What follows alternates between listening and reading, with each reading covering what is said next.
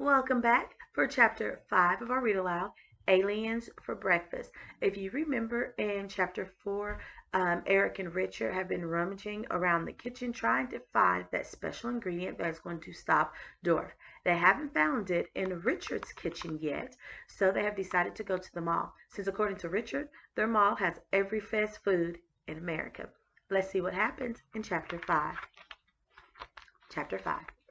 The mall was busy for a Thursday afternoon. Richard wondered why. Then he saw that one of the stores was having a promotion. It was for a new men's perfume called Sweat. A big fat man dressed like a wrestler was giving out free samples. Ah, why would anyone want to buy that stuff? Asked Richard. To attract the female of the species, of course, said Eric. Girls? I can see spending money to keep them away, said Richard. But I'd rather spend it on something cool like that.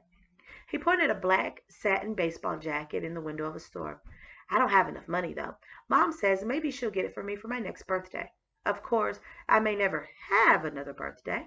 Richard's hands and feet were really hurting now.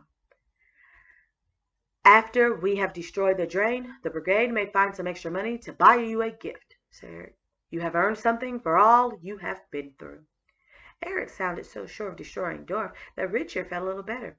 Gee, thanks, he started to say, but Eric interrupted him. Great Ganoob, cried the alien. What is that? They were next to Mutant Splendor, a store that sold sci-fi games, books, toys, masks, and comics. It was just about Richard's favorite place in the whole world. Today, the front of the store was taken up by a giant display of the Space Lord of Gygax.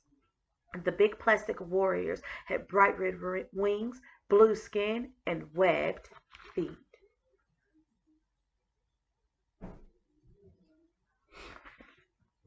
They were all snarling and holding laser swords as if they were about to attack.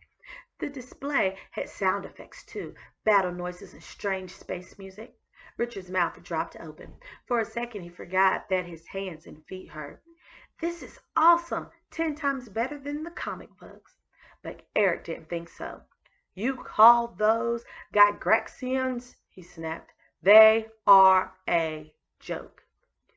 You mean there really is a planet, Gygax? Asked Richard. Of course, said Eric, but Gygaxians do not have wings, they have fins. Not only that, their skin is orange, not blue. They never fight. They are the biggest cowards in the galaxy. This is an outrage. I want to speak to the manager. Eric started to hop out of Richard's pocket. Richard clamped his hand around him. How can you get so upset about a bunch of stupid toys? Time is running out. You have to remember what the secret weapon is. Was it Richard's imagination? Or was he beginning to feel wobbly? Maybe he was dissolving faster. Eric, Richard went on, but then he froze. Dorf and Henry were walking down the mall. They were dressed in the same red t-shirts and ripped jeans. Dorf was talking and Henry was listening. He nodded his head at everything Dorf said. As Richard watched, they walked into Pizza World.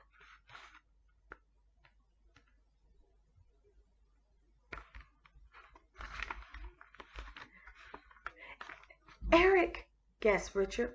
There they are, Dorf and Henry. Should we follow them or what? Follow, answered Eric. I've never trailed anybody before. What if they see us?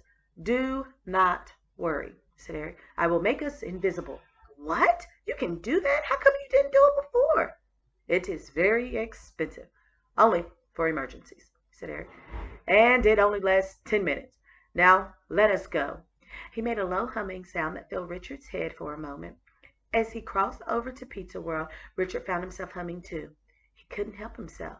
When he reached for the door of the pizza parlor, Richard's hand disappeared. He looked down at his feet. They weren't there either. He was invisible. That ends Chapter 5. It's really getting good, guys. I wonder what happens. Will Richard stay invisible? Will he dissolve while he's invisible? And will we find out what Dorf and Henry are up to? We'll have to wait and see for the next chapter.